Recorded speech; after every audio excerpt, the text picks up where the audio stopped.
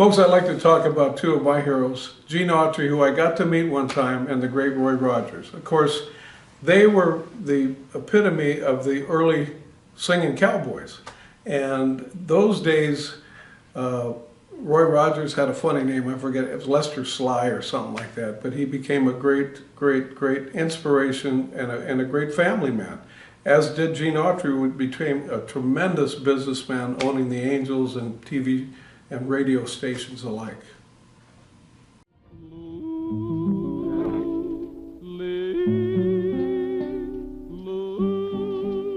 A four-legged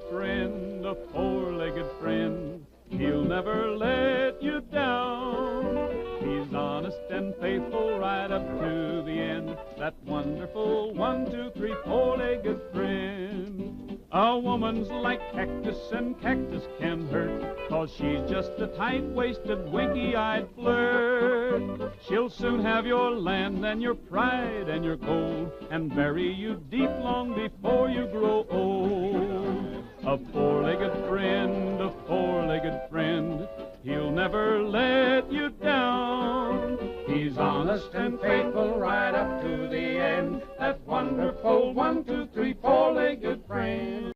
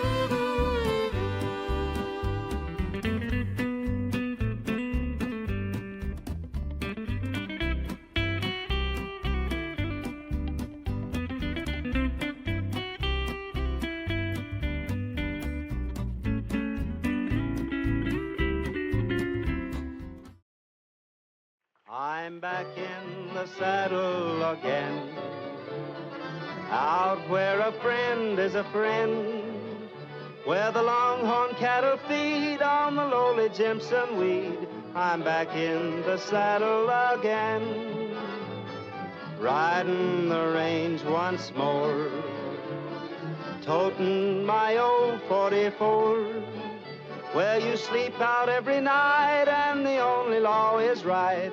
Back in the saddle. Gene Autry became a tremendous success, owning the Angels and many other things that he did. And I remember reading when he passed all of his accomplishments. And I got to meet him in Palm Springs one time at the Alcatillo Lounge, I think it was. And I just had a wonderful conversation with him, and I told him about me writing songs and singing, and he said, "Jeff, would you send it to me?" And of course, I thought he was just being nice. But Gene Autry, Roy Rogers, icons in the early Westerns when they did all of those, the Roy Rogers Show, and of course Roy Rogers built that great museum that he had out there in the desert.